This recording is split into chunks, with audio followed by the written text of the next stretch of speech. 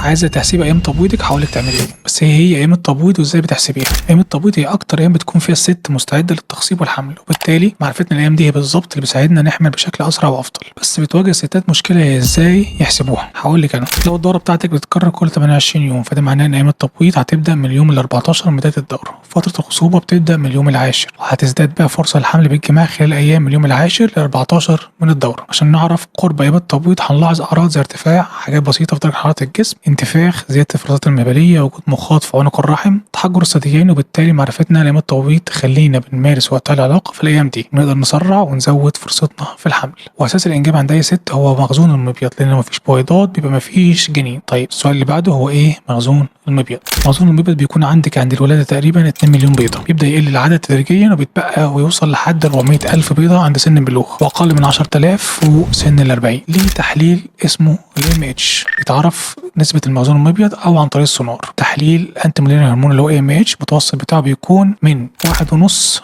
لحد 3.5. في تحليل كمان اسمه تحليل هرمون الغده النخاميه، ده متحكم في التبويض، المتوسط بتاعه بيكون من 2.5 ل 3.5. وبناء على الفحص ده بنعرف احتماليه حدوث الحمل الطبيعي ايه، وهل هنحتاج نعمل اخصاب مساعد زي التلقيح الصناعي والحقن المجهري ولا لا. في النهايه دي كلها طرق واجتهادات شخصيه كل دكتور بيمشي فيها، بيحاول يوصل فيها لزياده فرص الحمل والانجاب، وان شاء الله حلمك يتحقق وتكوني ام في اسرع وقت.